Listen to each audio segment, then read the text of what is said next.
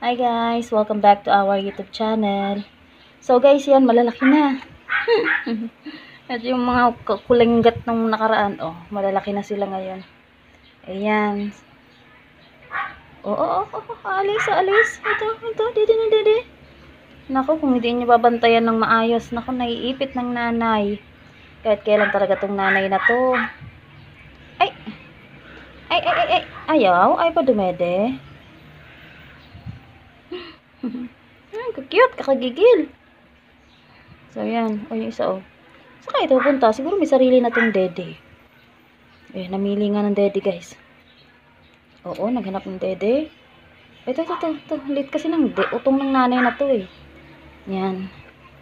Ito, guys, si Zoe. So, ito yung mga anak niya. 2 girl at saka 1 boy. Oh, saan napunta ng baby girl? Tingnan mo. Dede na, naalis pa. Kaya kung hindi babantayan, ako, aalis na lang nanay. Hindi pa nakadede ng ayos yan. Oh, mga busog pa siguro ito mga to. At ayaw dumedi ng ayos. Ito na. Oh, saan bang hinahanap mong dede? So, ayan. Kontento na. Mukhang may sarili nga talaga silang dede. Oh, ayan. Oh. Okay na. Nanahimik na, guys. Lalabasan na yung gatas ng nanay. Ito na yung tsurang buntot. Oh, nagtayuan na yung mga buntot. Yan. Oh, ito naman, guys, yung anak ni Lokita. Isang batik. Ay, natutulog. Ay, natutulog pa si batik. Tutulog si Bingo. Yan. Tapos ito si Lingling. Laki na rin ni Lingling. Saka si Dara. So guys, ano na to? Mag-1 linggo na sila. Ay, malaki na. Malaki na talaga. Layo ng size nito sa size ng anak ni Zoe. Pero maganda na rin ang size ng anak ni Zoe. Ang lalaki. Ang laki nito talaga. Oh.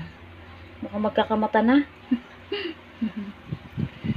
So guys, kung mapapansin nyo ha, wala silang sapin kasi talaga sobrang init ng panahon ngayon. Ayaw nila ng may sapin.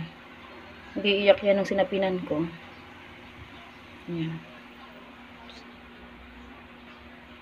So guys, update ko rin kayo sa anak ni Lupsi. Nanganak na si Lupsi ha. Oh, ayan na guys yung anak niya. Meron na siyang 4 na anak. Ito na.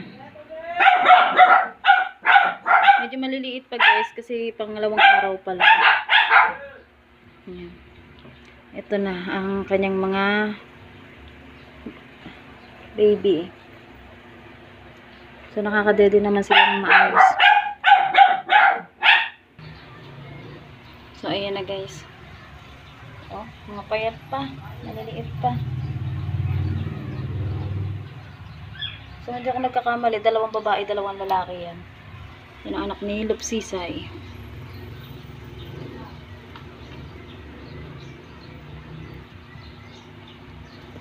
So, guys, ayaw din nila ng may sapin. May sapin, sinipa na. Ang init kasi ng panahon ngayon. So, mas gusto nila ng wala silang sapin. So, yan. Maliliit pa yung anak ni Zoe. Update ko na lang ulit kayo sa mga susunod na araw. Yun lang guys. Thank you so much for watching. Ingat po kayo lagi. God bless.